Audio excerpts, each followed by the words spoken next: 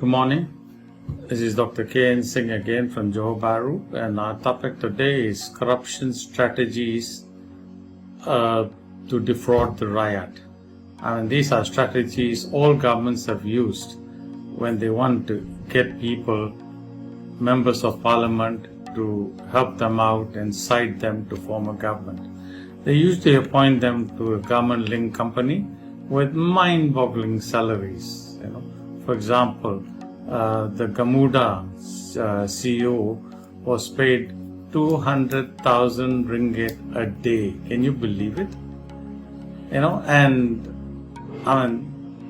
He had no clue on how to run these companies, which was actually money making. How can you lose money from collecting tolls? No way. But they spent money like there was no tomorrow and as if it is their personal bank account. Now that they're losing money, they want the government to bail them out for 3.36 billion. Can you believe it? Now, KSAS, which is one of their subsidiaries, is worth 1.24 billion. LDP is 2.2 billion. Now, this is a corporate bailout and they want to use KWSP funds, which belong not only to the government, they belong to the riot. The KSAS concession will expire in 8 years' time, while the LDP will expire in 10 years' time. After this time, both the highways will be handed back to the government. There will be no more toll increases for these highways. So, Prime Minister Sabri's and the Finance Minister Zaifu's argument to take over these two highways is totally a bailout. The other component, Sprint concession, has 11 years to go when the government gets it back free. So why on earth pay Gamuda 1.81 billion for it now? Sprint and Smart Tunnel are losing money, around 200 million a year, due to high maintenance and low traffic.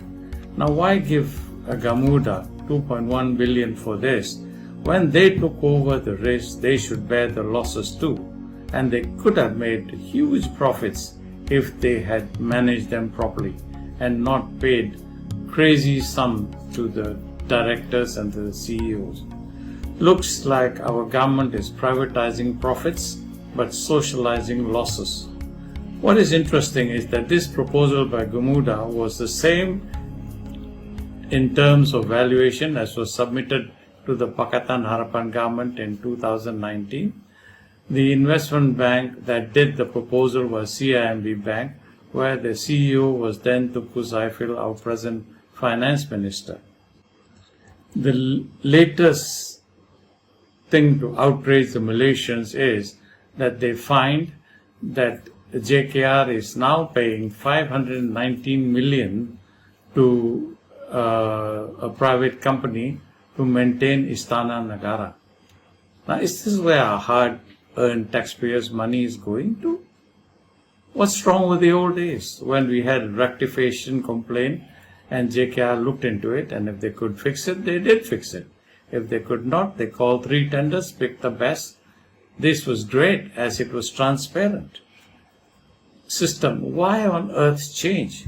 The only reason I can think is in the old system, there was no room for corruption. The Malaysian national debt is rising and now stands at 700 followed by 9 zeros. You work out how much that is.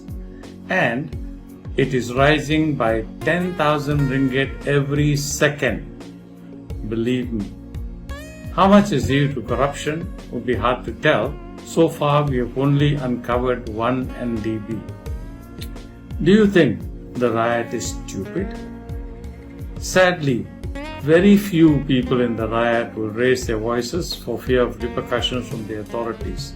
But this is the truth.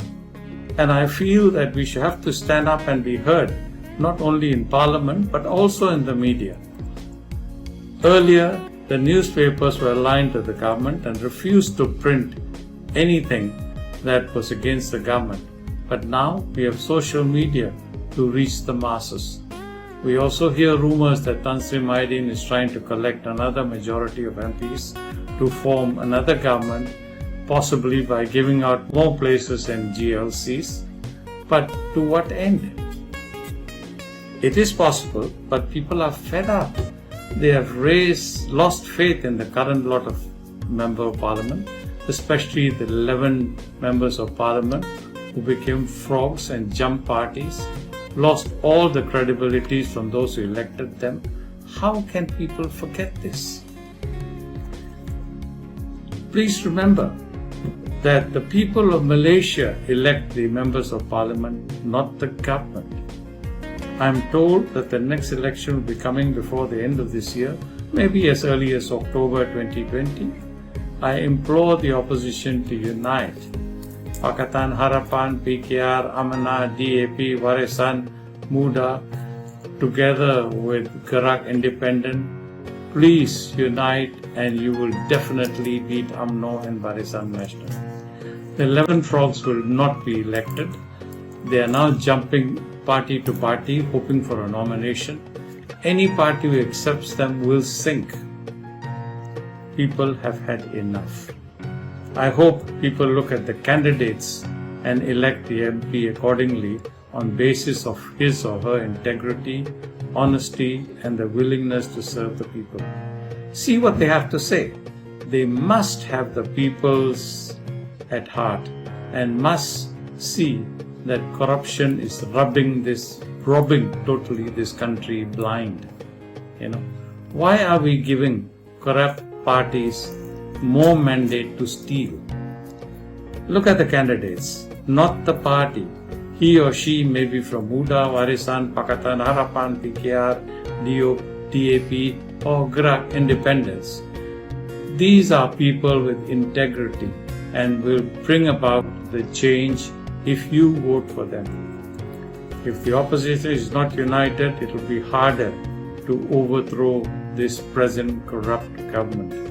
But the people will decide, and I know they will decide well, as they will choose for the future generations.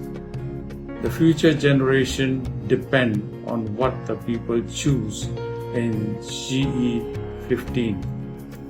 God bless Malaysia. Till we meet again, this is Dr. K.N. Singh from Johor Bahru. Thank you for listening.